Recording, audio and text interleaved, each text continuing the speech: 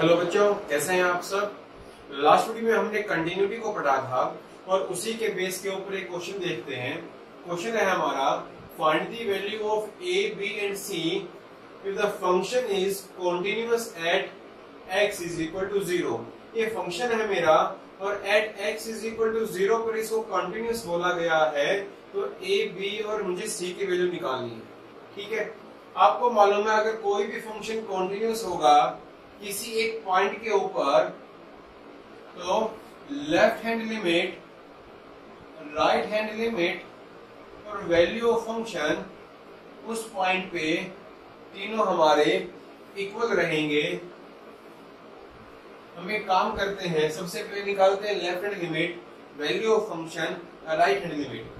तो left hand limit निकालने के लिए at x is equal to 0। 0 क्यों लिया गया?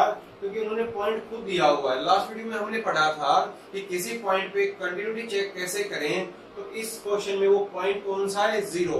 हमको 0 पे कंटिन्यूटी चेक करनी है, हालांकि बोला हुआ है कंटिन्यूअस है, तो ए बी और सी की वैल्यू निकालनी है। तो लेफ्ट हैंड लिमिट के लिए 0 पे लेफ्ट हैंड लिमिट मतलब 0 से लेफ्ट का मतलब 0 से थोड़ा सा छोटा, तो 0 से छोटे के लिए फंक्शन कौन सा यूज होगा? ऊपर वाला।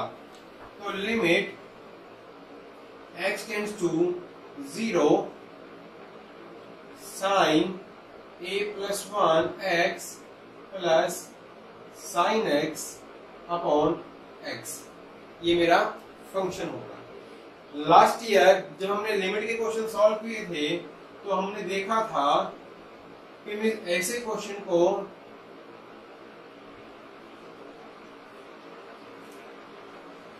कुछ ऐसे हम ब्रेक कर सकते हैं।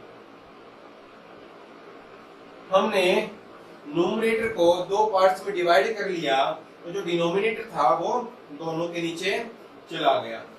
अब इस पार्ट का आंसर होता क्या है? इस पार्ट का आंसर होता है 1। Limit x tends to 0 sin x upon x 11th में किया था, ये हमारी आइडेंटिटी है और इसका आंसर क्या हो जाएगा? इसका आंसर होगा 1। अब मुझे बताइए, यहाँ पे sine a plus 1 x upon x है। साइन का एंगल है a प्लस 1 इंटू x, नीचे है सिर्फ x, तो a प्लस 1 की मैंने मल्टीप्लाई करी और a प्लस 1 को मैंने डिवाइड कर दिया। जो मेरी ये वाली आइडेंटिटी बनी, इसका आंसर फिर से कितना हो गया? 1। अब ये मेरा 1 बन गया, 1 इंटू a प्लस 1 और बाद में प्लस 1 मेरा ये था, तो ये मेरा आया a plus 2। Now left hand limit is a plus 2। इधर लगा लेते हैं लाइन। अब value of function at x is equal to 0, क्योंकि पॉइंट हमारे पास कौन सा है? 0। तो जब x की वैल्यू 0 और फंक्शन की वैल्यू क्या है? c, तो लिख लेते हैं वैल्यू ऑफ फंक्शन हो जाएगी f of 0 is equal to c। हमको दिया गया है, इसको भी क्लोज करना है। अब बात आएगी राइट हैंड लिमिट की। तो राइट हैंड लिमिट का मतलब क्या है? 0 से थोड़ा सा राइट मतलब 0 से बड़ा। तो 0 से बड़े के लिए फंक्शन कौन सा यूज होने वाला है? सबसे नीचे वाला। तो इसको ऐसे लिख लेंगे, limit x tends to 0 x plus bx square whole raised to power 1/2 minus x raised to power 1/2 upon b x raised to power 3/2। अब मैं इसके अंदर से x raised to power 1/2 common निकालूंगा, उसके बाद यहां से भी कॉमन आएगा। वो क्वेश्चन मेरा कुछ ऐसा हो जाएगा,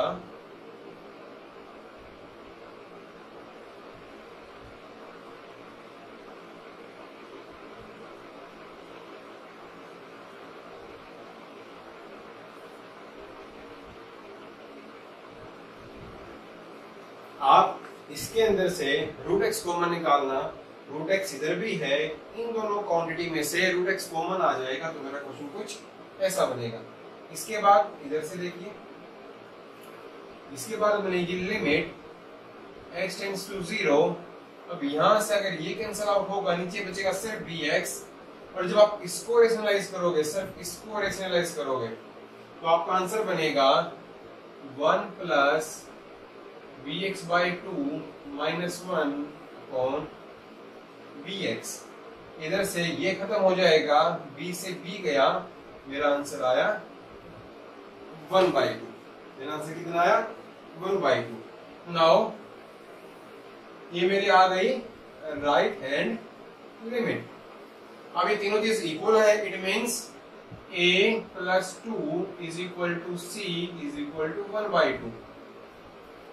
left hand limit, value of function और राइट हैंड लिमिट ये तीनों इक्वल हो गई, तो c की वैल्यू तो इधर से आ गई 1/2, a की वैल्यू कितनी आई -3/2, और b, हालांकि मुझे b कुछ नहीं मिला तो b हो गया मेरा ऑल रियल नंबर। इसका मतलब b की वैल्यू जो मर्जी हो मेरी यहाँ से कैंसल आउट वो हो जाएगी, तो b की वैल्यू कुछ भी हो सकती है। तो इस टाइप से अगर आपको कोई भी कॉन्टिन्यूटी क्वेश्चन मिलता है, कॉन्टिन्यूटी एट ए पॉइंट, तो इस तरीके से आप उसको सॉल्व कर सकते हैं। Now let us see the continuity in an interval. एक इंटरवल के अंदर हम कंटिन्यूटी कैसे चेक करेंगे। अब एक फंक्शन है, वो किसी इंटरवल में कंटिन्यूअस कब बोला जाएगा, जब वो अपने इंटरवल के हर एक पॉइंट में कंटिन्यूअस होगा। A function is said to be continuous if it is in an interval, if it is continuous at every point of its interval। अगर इंटरवल के हर एक पॉइंट में कंटिन्यूअस है तो हम उस फंक्शन को ऐसा बोल देंगे कंटिन्यूअस। हम एग्जांपल लेते हैं एक। फॉर एग्जांपल इंटरवल है आपका a क्लोज b ओपन। कोई इंटरवल है जिसके अंदर आपका जो a है वो क्लोज है और b है वो आपका ओपन है। एक इंटरवल है जिसके अंदर a ओपन है और b क्लोज है, और एक इंटरवल है जिसके अंदर दोनों आपके a और b दोनों आपके ओपन है। चलिए बात करते हैं पहले वाले इंटरवल की। अब इस वाले इंटरवल में हम जो a पॉइंट है, जो मेरा a पॉइंट है, उसके ऊपर चेक करेंगे value of function and right hand limit. जो हमारा a पॉइंट है, फॉर एग्जांपल ये मेरा a पॉइंट है और मेरा ये b पॉइंट है, इसको क्लोज है इसको डार्क कर देंगे, और b मेरा ओपन है तो b को मैं कर दूंगा ओपन, तो मेरा ये इंटरवल बन गया।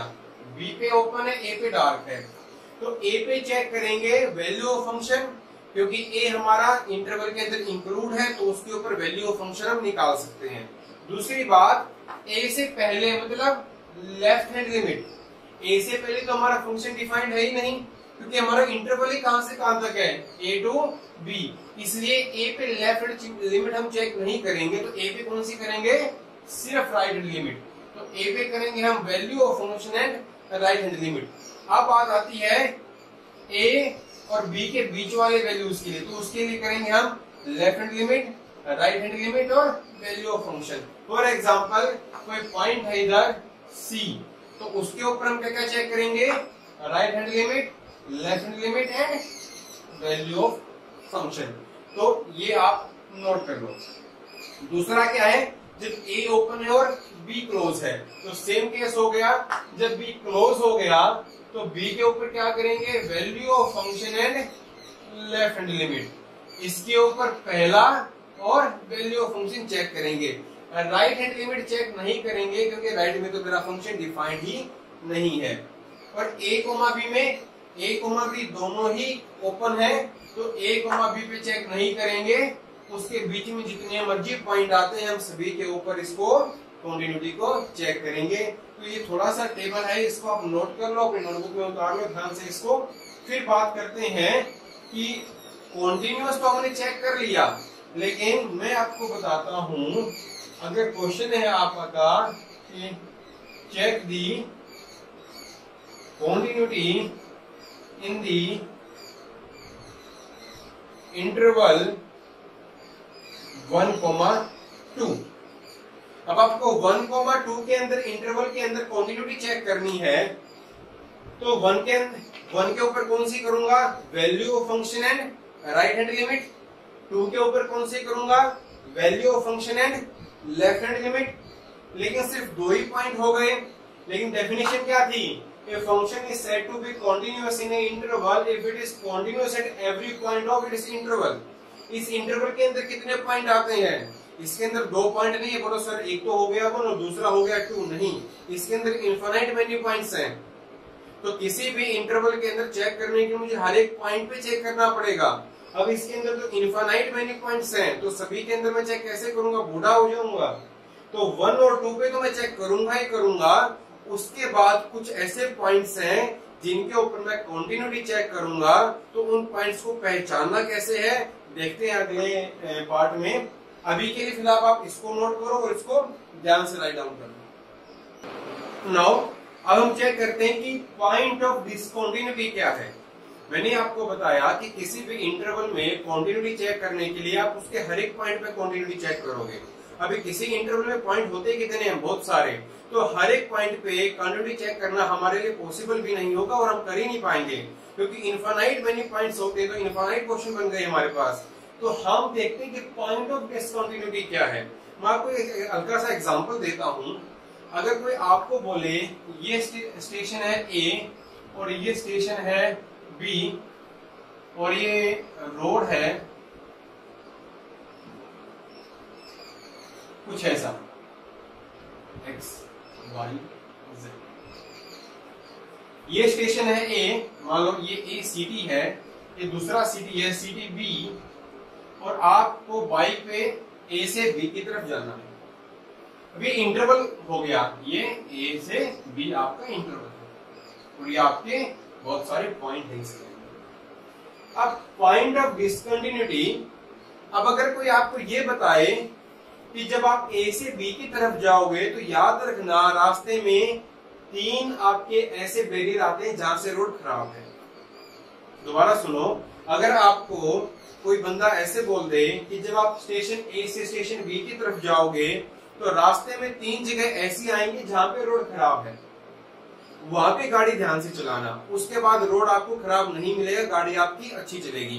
तो आप क्या करोगे, जब वो स्टेशन आएगा, for example X Y Z, यहाँ पे मेरी रोड खराब है, तो आप क्या करोगे, जब ये स्टेशन आएगा रुकोगे, चेक करोगे रोड कैसा है, फिर आगे निकल जाओगे।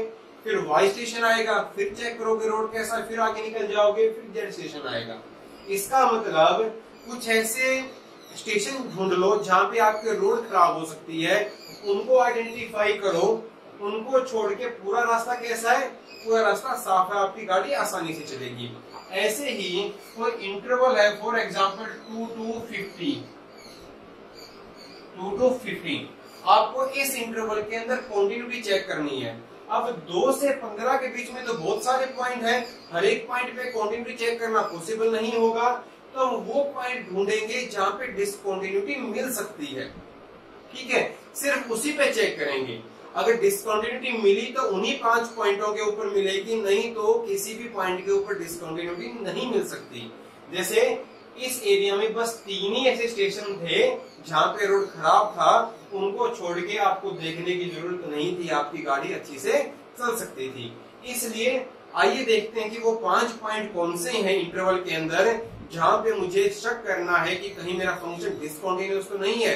अगर कोई फंक्शन डिसकंटिन्यूअस मिला तो उन्हीं 5 पॉइंटों में से किसी एक पॉइंट पे मिलेगा, 2 पे, 3 पे या 5 पे, ठीक है। उसको छोड़ के किसी भी पॉइंट के ऊपर आपका फंक्शन डिसकंटिन्यूअस नहीं हो सकता।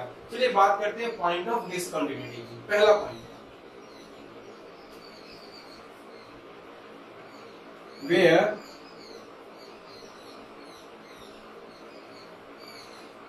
the term inside GIF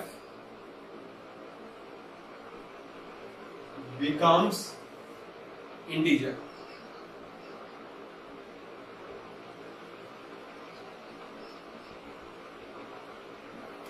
एक ऐसा पॉइंट जहां पे GIF के अंदर जो टर्म है वो कैसी बने, इंटीजर बने।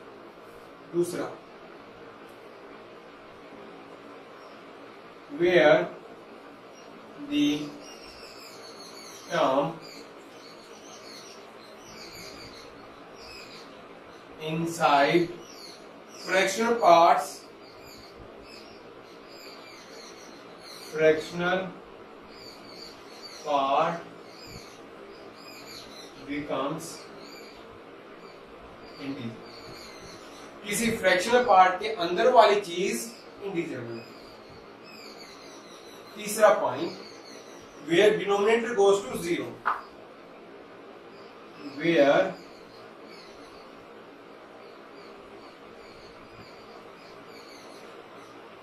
becomes 0.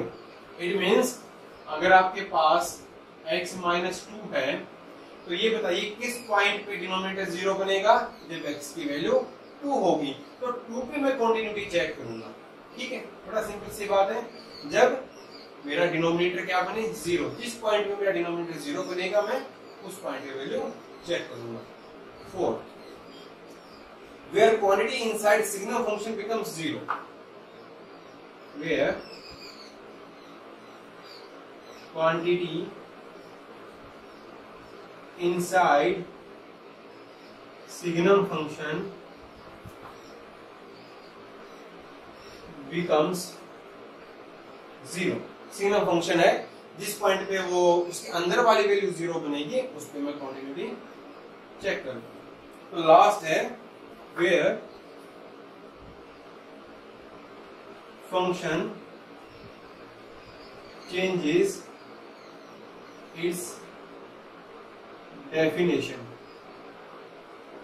एक ऐसा पॉइंट जहां पे फंक्शन आपकी डेफिनेशन चेंज करे. आपको याद होगा जब हम ऐसे करते थे, फंक्शन कैसा है मेरा x प्लस 1 जब x की वैल्यू 0 से छोटी है एंड x प्लस 4 जब x की वैल्यू 0 या 0 से बड़ी है. तो वो कौन सा पॉइंट हुआ ये बताइए. 0 से छोटे के लिए फंक्शन ये है, 0 से बड़े के लिए फंक्शन ये है. तो किस पॉइंट पे फंक्शन अपनी वैल्यू चेंज कर रहा है 0 पे, क्योंकि 0 से पहले कुछ और है, 0 के बाद कुछ और है. तो लास्ट वाले पॉइंट को ये डिफाइन करेगा. ऐसे हमको चेक करना है कि किस पॉइंट पे फंक्शन अपनी डेफिनेशन चेंज करता है. अब देखते हैं where the term inside GIF becomes integer. आपको दिखाता हूं. फॉर एग्जांपल x माइनस 2 और मेरा इंटरवल है 1,3. तो मेरा फंक्शन ये है GIF ऑफ x माइनस 2. अब ये बताइए इस इंटरवल के अंदर से मैं कौन सा पॉइंट यहाँ पे रखूं कि मेरे अंदर वाली चीज इंटीजर बन जाए, क्योंकि इसका आंसर तो आना ही इंटीजर है. मुझे इसका आंसर नहीं चेक करना, क्योंकि GIF का आंसर तो इंटीजर ही होगा, उसका नाम ही ग्रेटेस्ट इंटीजर फंक्शन है. इसके अंदर वाली वैल्यू मेरी कैसे बननी चाहिए इंटीजर. तो इसके अंदर क्या है x माइनस 2. तो इसके अंदर से आप कौन सी वैल्यू डालो कि जो ये x माइनस 2 है ये इंटीजर बन जाए. तो देखते हैं. जब मैंने 1 डाला तो ये बना -1. जब मैंने 2 डाला तो ये बना 0. जब मैंने 3 डाला तो ये बना 1. बोलो हाँ या नहीं. इस इंटरवल के अंदर 1, 2, 3 ये 3 ही ऐसे पॉइंट थे जब मैंने इसके अंदर डाला तो उसने मुझे इंटीजर बना दिया. x माइनस 2 मेरा इंटीजर बन गया.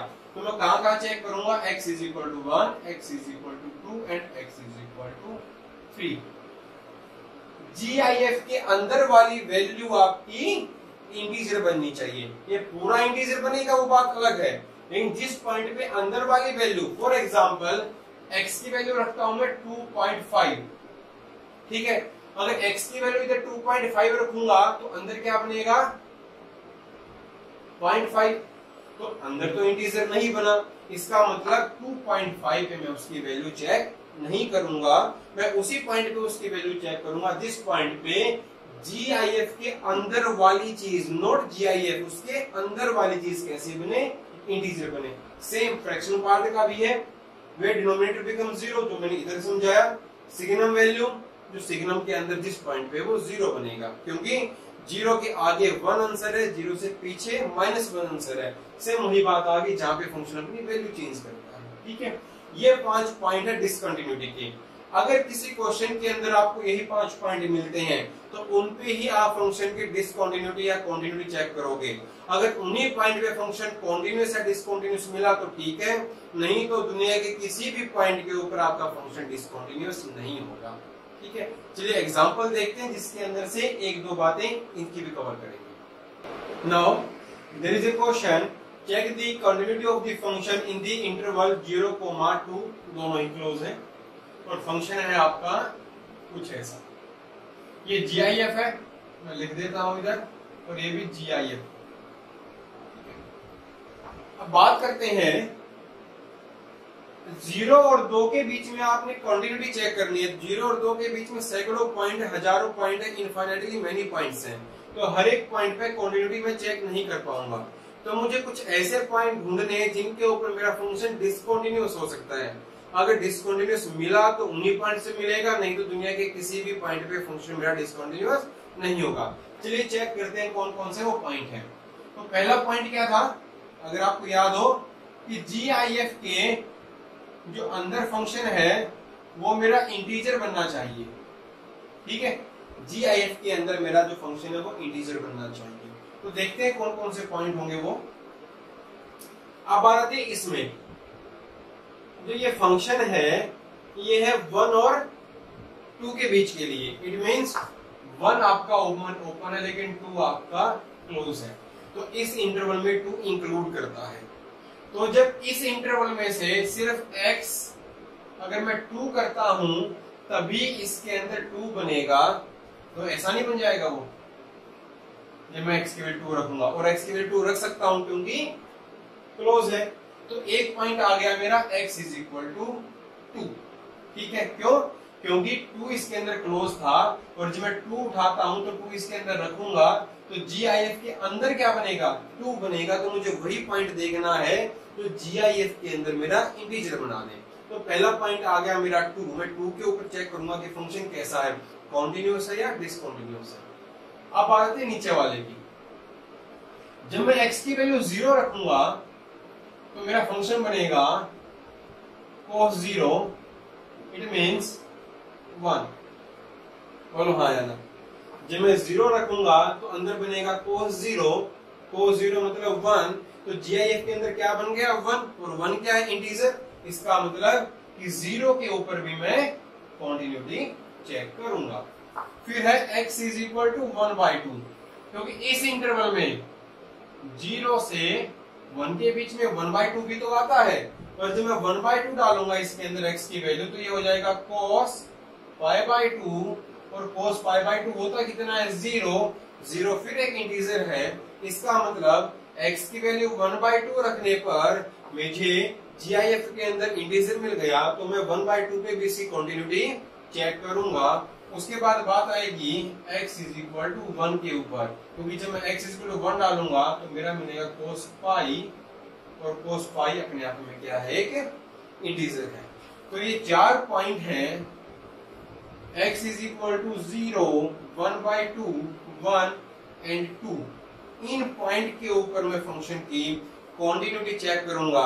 अगर इन पॉइंट के ऊपर मेरा फंक्शन कॉन्टिन्यूअस है तो पूरे इंटरवल में कॉन्टिन्यूअस बोल दूंगा।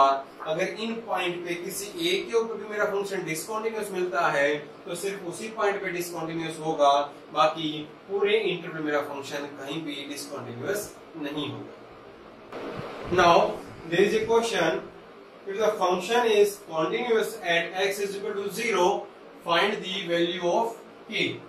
Find the value of k. मुझे पता है अगर फंक्शन मेरा कंटिन्यूअस है, it means left hand limit is equal to right hand limit is equal to value of function, ये होगा। तो लेफ्ट हैंड लिमिट के लिए लिमिट x टेंड्स टू 0, मैं फंक्शन ऊपर वाला यूज करूंगा क्योंकि दोनों ही लिमिट के लिए मेरा फंक्शन ऊपर वाला है। इट मींस दोनों ही लिमिट मेरी सेम आएंगी। मेरा आंसर हो जाएगा cos x cos square x, और जब मैं इसके अंदर वैल्यू पुट करूंगा तो मेरा आंसर बनेगा 1 raise to power infinity. Last video में मैंने बताया था कि जब कभी 1 रेज़ टू पावर इन्फिनिटी बने तो क्वेश्चन को सॉल्व कैसे करना है, हो जाएगा e raise to power limit power base -1, कुछ ऐसे सॉल्व करना। अब मुझे बताइए क्या मैं इसको 1 प्लस tan स्क्वायर एक्स नहीं ले सकता? बोलो हाँ या ना। आप एक्स स्क्वायर की मल्टीप्लाई और एक्स स्क्वायर से डिवाइड कर दूं, कोई दिक्कत नहीं आएगी? बोलो हाँ या ना। नहीं आएगी। तो मेरा ये वाला पार्ट बना 1, क्यों? लिमिट tan x कोन x, ये 1 होता है, तो tan स्क्वायर x कोन x स्क्वायर ये भी मेरा 1 होगा। और इसकी वैल्यू आइडेंटिटी थी, जिसका मतलब होता है 1/2, लेकिन उसके अंदर माइनस बाहर होता है, वो थी 1 minus cos x upon x square is equal to 1/2। ये 1/2 के इक्वल होती है। लिमिट x टेंड्स टू 0, तो 1 माइनस cos x है, इधर cos x -1, तो माइनस बाहर आ जाएगा, तो ये हो जाएगा e रेज टू पावर -1/2। ये आ गई मेरी लेफ्ट हैंड लिमिट। तो जब जीरो वैल्यू है फंक्शन की, तो आंसर है k, it means it will be equal to k, और वही वैल्यू मुझे चाहिए थी। इस तरीके से इस टाइप के क्वेश्चन आप कर सकते हो। Now there is a question, if the function is continuous at x is equal to 0, find the value of a। तो ये वाली वैल्यू है a की, ये आपको फाइंड करनी है जब आपका फंक्शन कॉन्टिन्यूस है किसके ऊपर? 0 के ऊपर। और ये बात मुझे बताओ, 0 से पहले क्वेश्चन ये है, 0 पे क्वेश्चन ये है, और 0 के ऊपर क्वेश्चन ये है। इसका मतलब 0 के आसपास वैल्यू चेंज हो रही है। तो हमारा कॉन्टिन्यूटी में वो लास्ट पॉइंट था, where the function changes its definition. जिस पॉइंट पे फंक्शन अपनी डेफिनेशन चेंज करता है, उस पॉइंट पे भी हम उसकी डिसकंटिन्यूटी या कंटिन्यूटी चेक करते हैं। तो क्वेश्चन में तो पहले से ही गिवन है कि 0 पे कंटिन्यूस है, तो उसी पे चेक करेंगे। तो सबसे पहले देखते हैं लेफ्ट हैंड लिमिट 0 से कम के लिए, तो 0 से कम के लिए ऊपर वाला फंक्शन हो जाएगा 1 minus cos 4x upon x square. मुझे फॉर्मूला ये याद था 1 minus cos x upon x square. जो यहाँ पे एंगल है नीचे उसी का स्क्वायर होना चाहिए। इधर एंगल है 4x, तो नीचे होना चाहिए 16x स्क्वायर। तो 16 की मल्टीप्लाई और 16 से मैं डिवाइड कर दूंगा, तो इसका मेरा पूरा आंसर आएगा 1/2, क्योंकि इसका आंसर कितना होता है 1/2। 1 minus cos x upon x square answer होगा 1/2 इंटू में 16, मेरा आंसर आएगा 8। लेफ्ट हैंड लिमिट मेरी कितनी है 8। तो वैल्यू ऑफ फंक्शन कितनी है at x is equal to 0। तो 0 पे फंक्शन की वैल्यू कितनी है a, तो वो होगी a के इक्वल। लेफ्ट हैंड लिमिट आई मेरी 8, इट मींस a की वैल्यू कितनी है मेरी 8 है। आप राइट हैंड लिमिट भी निकाल सकते हो, उससे भी आंसर कितना आएगा 8 ही आएगा। Now there are 4 notes about continuity. The first one is, if a function is continued at x is equal to a, it means वहां पे लिमिट एग्जिस्ट करती है। लेकिन अगर मैं इसका उल्टा बोल दूं कि लिमिट एग्जिस्ट करती है, इसका मतलब ये नहीं होगा कि फंक्शन कॉन्टिन्यूअस है। मुझे ये बताइए, left hand limit is equal to right hand limit is equal to value of function. अगर ये तीनों चीज इक्वल है, इसका मतलब मेरा फंक्शन कॉन्टिन्यूअस है। लेकिन अगर इसमें दो चीजें भी इक्वल होगी, इसका मतलब मेरा लिमिट भी एग्जिस्ट करती है, जैसे हमने 11th में पढ़ा था। ठीक है, मतलब फंक्शन कॉन्टिन्यूअस होने के साथ साथ उसकी लिमिट भी एग्जिस्ट कर रही है। लेकिन अगर मैं इसको मना कर दूं कि लेफ्ट हैंड लिमिट और राइट हैंड लिमिट तो इक्वल है, लेकिन वैल्यू ऑफ फंक्शन इक्वल नहीं है, इट मींस कॉन्टिन्यूअस तो नहीं है। लेकिन जब मैं सिर्फ इन दोनों की बात करता हूं, फंक्शन की लिमिट एग्जिस्ट करती है। तो ऐसा फंक्शन जो कॉन्टिन्यूअस है उसकी लिमिट एग्जिस्ट करेगी, लेकिन ऐसा फंक्शन जो जिसकी लिमिट एग्जिस्ट करती है जरूरी नहीं है कि वो कॉन्टिन्यूअस हो। सेम केस रहेगा अगर वो फंक्शन ए पे कॉन्टिन्यूअस है, किसी पॉइंट ए पे कॉन्टिन्यूअस है, इसका मतलब वो वेल डिफाइंड है। अगर उल्टा बोलता हूं कि फंक्शन वेल डिफाइंड है किसी पॉइंट ए पर, तो इसका मतलब ये नहीं होगा कि वो फंक्शन कॉन्टिन्यूअस भी है। Third point, point function is always continuous. If I say at x is equal to 2, मेरा फंक्शन ये हो गया, 2 यहाँ पे कहीं होगा, तो पॉइंट फंक्शन अपने आप में कॉन्टिन्यूअस है। क्यों? उसके बाद कुछ नहीं है, उससे पहले कुछ नहीं है, सिर्फ at x is equal to 2 पे बात हो रही है। तो पॉइंट फंक्शन जो होता है वो आपका हमेशा ही कंटिन्यूअस होगा। लास्ट पॉइंट है, inverse of A discontinuous function में बी कंटिन्यूअस। अगर आपका कोई डिसकंटिन्यूअस फंक्शन है, उसका फंक्शन आपका कंटिन्यूअस भी हो सकता है और डिसकंटिन्यूअस भी हो सकता है। तो it was all about continuity and discontinuity. हम कुछ क्वेश्चन सॉल्व करेंगे, कुछ क्वेश्चन मैं दूंगा, आपको सॉल्व करना है। अगर कोई डाउट है तो आप पूछ सकते हैं।